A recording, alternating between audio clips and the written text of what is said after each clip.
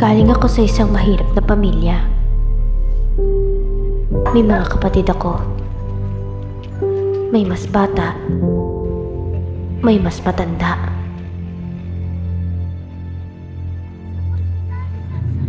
Marami kami at naghihirap. Dahil lang sa hindi tamang sistema ng pasahod.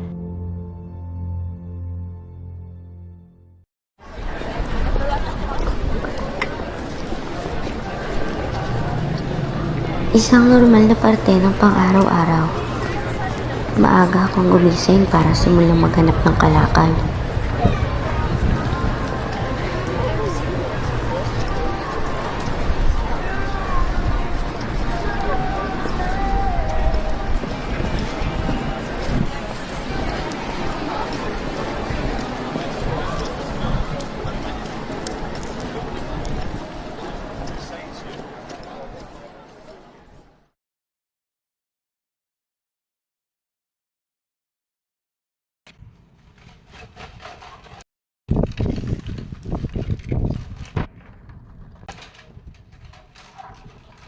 Ay, ate, nauna ka na pala dyan. Ano, sama na ako? Oo na, samahan mo ko. Tagal mo gumising, ha? Alam mo, di kulang pa to. Samahan mo ako dun ulit. Tara, ate.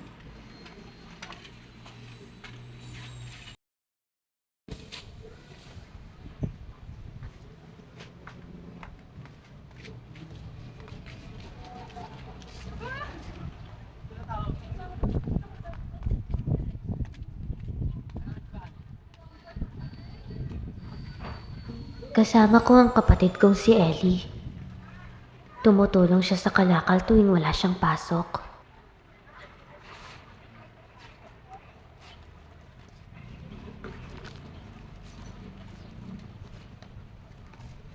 Sa kabilang banda, iwan sa bahay ang mga kapatid ko.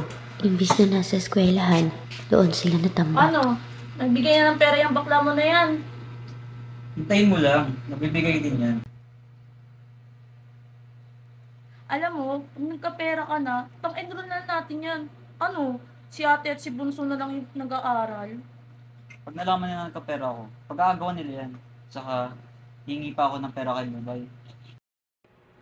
Alam mo, si Papa wala pang sahod. Tingnan mo si Ate Aning. Napilitan na lang silang mga lakal kasama si Ellie. Dahil sa hirap ng buhay, napilitan na si Jep na kumapit sa patalim. Hi, Boobsy. Gusto ka naman, Pogi. Ito, miss ka. Sus! Binabola mo lang ako eh. Boobsy, baka may extra dyan. Sige, dahil Pogi ka.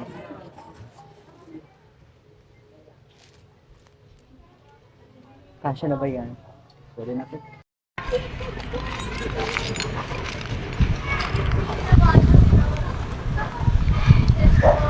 Alam mo, dapat pangalakal pa tayo para mapagdag sa bahay. Akala ko na si Papa, ate. Ayun. Delay na naman yung sahod niya dahil sa bus niya. Tuwing papasok, dinadaanan kami ni Papa sa kalakal. Okay na! Bye!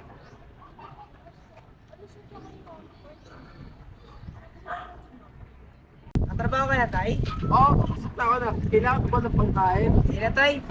Oo, sige. Mag-ingat ka, ha. Pabalikan mo na ate mo dun.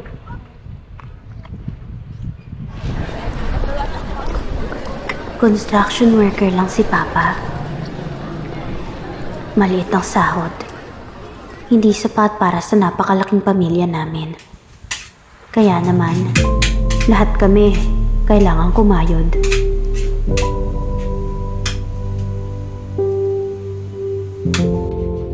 Kain na! Pagod. Ano ulam? Ano naman? Toyota na naman, ma. Wala pa bang sahod si Papa? Wala pa eh.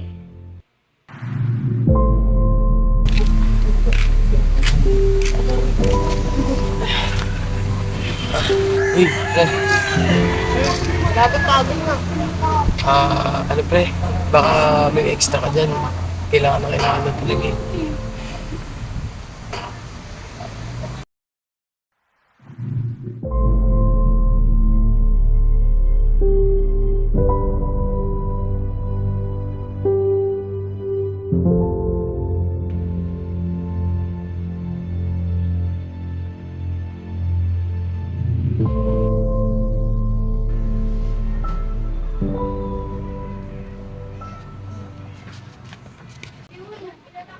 Ano po yan? Nandiyan ba si Jeff dyan? Wala po, umalis. Ikaw ba yung kapatid niya? Opo. Kapag niyo naman magkuya.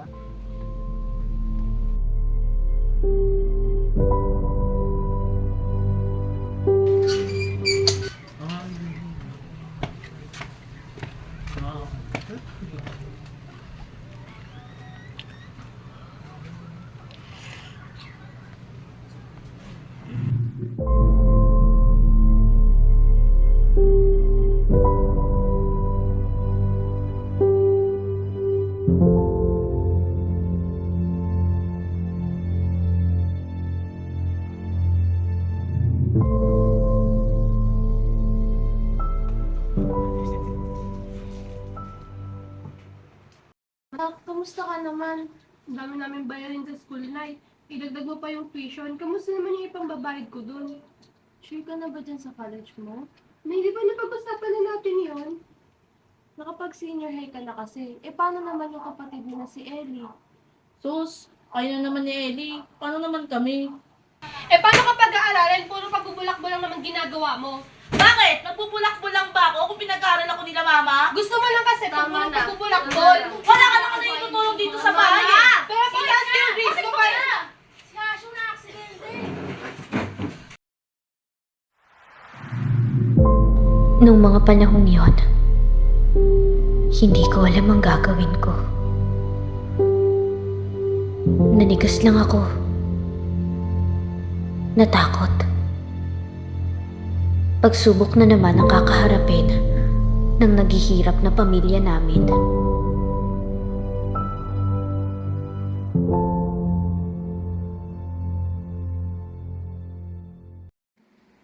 Araw ang lumipas. Iwan sa bahay si Papa.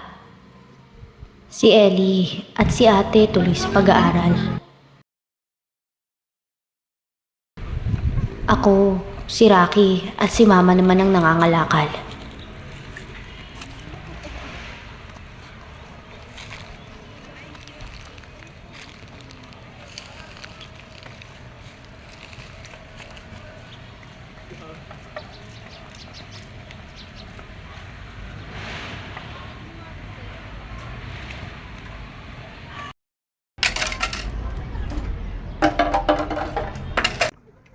Si Jep, tuloy pa rin sa gawain niya.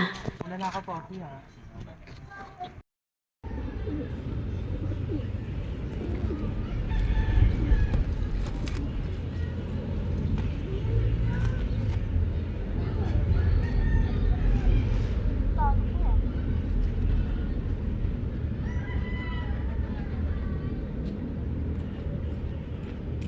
Akin na nga tong pera mo.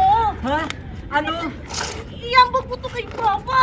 Buisit! Langya ka.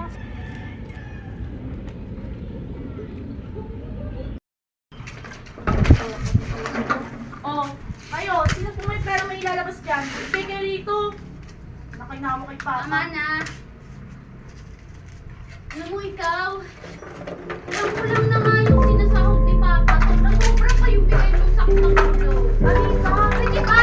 Manahimik ka muna kahit para na kay Papa. Manahimik ka muna! Buisit kasi kailangan na yan eh. Tama yan! Buisit naman tayo kumikita dyan. Alam mo ikaw, dahil ko sa'yo eh. Sumusobra ka Tama na! Tama na! Manahimik kayo! Ito ang pamilya ko. Magulo at mahirap. Pinagwatak-watak ng kahirapan. Lahat ng to dahil lang sa hindi maayos na sistema ng pasahod.